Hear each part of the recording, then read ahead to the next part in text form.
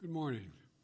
Today I'm proud to once again be standing together with President von der Leyen as we announce a new groundbreaking initiative between the European Union and the United States.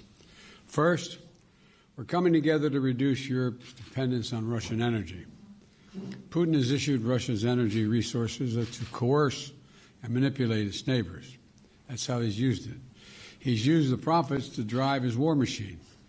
And that's why earlier this month I announced the United States would ban all imports of Russian energy to make it clear that the American people would not be part of subsidizing Putin's brutal, unjustified war against the people of Ukraine. At the time, I noted that we were able to take this step when others could not because the United States is a net exporter of energy with a strong domestic industry. And the United States welcomed the European Union's powerful statement earlier this month, committing to rapidly reduce its dependence on Russian gas. Today, we've agreed on a joint game plan toward that goal, while accelerating our progress toward a secure, clean energy future. This initiative focuses on two core issues. One, helping Europe reduce its dependency on Russian gas as quickly as possible. And secondly, reducing Europe's demand for gas overall. To address the first point, the United States, together with our international partners, we're going to work to ensure an additional 15 billion cubic meters of liquefied natural gas, LNG, for Europe this year. And as the EU works to discontinue it buying Russian gas well before 2030, it will also work to ensure additional EU market demand for 50 billion cubic meters of LNG from the United States annually by 2030. To accomplish this, the European Commission is going to work with the member states to store gas across the continent, to build more infrastructure to receive LNG, and to take steps to increase the efficiency of gas. This build-out will occur in a way that is consistent with, not in conflict with, the net zero climate goal that we're shooting for. It's going to take some time to adjust gas supply chains and infrastructure that is built for the last decade. So we're going to have to make sure that families in Europe can get through this winter and the next while we're building an infrastructure for a diversified, resilient, and clean energy future. At the same time, this crisis also presents an opportunity. It's a catalyst that will drive the investments we need to double down on our clean energy goals and accelerate progress toward our net zero emissions future. That's what the second part of this initiative is all about. The United States and the European Union are going to work together to take concrete measures to reduce dependence on natural gas, period, and to maximize the availability and use of renewable energy. We're going to accelerate widespread adoption of energy-efficient technologies and equipment like smart thermostats, work to electrify heating systems all across Europe. We're going to invest in innovative solutions and technologies to make the switch from fossil fuels. And together, we'll advance the use of clean and renewable hydrogen to reduce our carbon emissions. These steps will increase energy security, economic security, and national security. And we're going to stand up a joint task force to implement these changes and drive progress that will be co-chaired by representatives from the White House and the President of the European Union's team, the Commission's team. Madam President, I know that eliminating Russian gas will have costs for Europe, but it's not only the right thing to do from a moral standpoint, it's going to put us on a much stronger strategic footing. And I'm proud to announce that we've also reached another major breakthrough in transatlantic data flows. Privacy and security are key elements of my digital agenda. And today, we've agreed to unprecedented protections for data privacy and security for our citizens.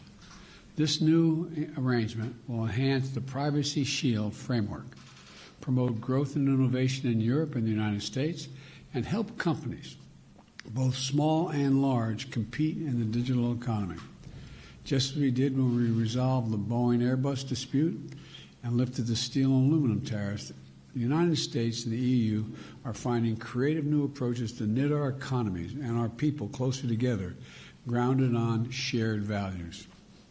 This framework underscores our shared commitment to privacy, to data protection, and to the rule of law. And it's going to allow the European Commission to once again authorize transatlantic data flows that help facilitate $7.1 trillion in economic relationships with the EU. So thank you again, Madam President, for your personal friendship, for your partnership, and above all, your leadership.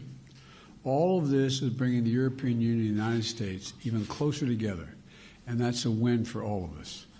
So I thank you all, and I'm now going to yield the podium to the President. Let me pull this out. I earn my salary here. Is it out enough? There you go. Thank you. Thank you. Thank you. Mr. President, dear Joe, your presence here in Brussels this week at the NATO summit, at the G7 and at our European Council sends a very powerful message to the world. The transatlantic partnership stands stronger and more united than ever. And we are determined to stand up against Russia's brutal war. This war will be a strategic failure for Putin. Our cooperation on the 4 successive waves of sanctions against Russia has been extraordinary and exceptional. The sanctions are now working their way deep into the Russian system, draining Putin's resources to finance this atrocious war. Our work on sanctions also shows that when we act together, we're stronger and we really can make a difference. And we are continuing to reinforce our cooperation in many strategic ways, on humanitarian and security assistance to Ukraine, on energy, on fighting the threats against our democracies, on solving outstanding issues in the EU-US cooperation, including in data protection and privacy. In a world faced with disorder, our transatlantic unity upholds fundamental values and rules that our citizens believe in. Let me focus first on refugees. Until now, around 3.5 million people have left Ukraine, half of them children. Every second refugee is a child. And the numbers will keep rising. So together, we are mobilizing massive resources to support those displaced by the conflict, be it in Ukraine or in the neighboring countries. Just this week, for example, I announced that the European Union will allocate an extra 3.4 billion euros for this purpose, and more will come. This demonstrates our deep support for Ukraine and its citizens. And I want to tell the American people how grateful Europe is for their unwavering support. This support also extends to strengthening Europe's energy security and independence from Russian fossil fuels. As you know, we aim to reduce this dependency on Russian fossil fuels and to get rid of it. And this can only be achieved through, of course, first of all, investment in renewables, but also through additional gas supplies, including LNG deliveries. So we want, as Europeans, to diversify away from Russia towards suppliers that we trust, that are friends, and that are reliable. And therefore, the US commitment to provide the European Union with additional at least 15 billion cubic meters of LNG this year is a big step in this direction, because this will replace the LNG supply we currently receive from Russia. And looking ahead, the United States and Europe will ensure stable demand and supply for additional at least 50 billion cubic meter of US LNG until 2030. And if we look at that, this amount, 50 BCM per year, is replacing 1/3 already of the Russian gas going to Europe today. So we are on track now to diversify away from Russian gas and towards our friends and partners, reliable and trustworthy suppliers. We need to secure our supplies not just for next winter, but also for the years ahead, and this is a big starting point to do that. Our partnership aims to sustain us through this war, to work on our independence from Russian fossil fuels, but it also focuses on building a greener future with climate neutrality. We will work together, also with our energy-intensive industry, and the good news is that the infrastructure that we use for gas today can be used for clean hydrogen in the future. So this investment we are doing right now is also an investment in the decarbonizing of our economy.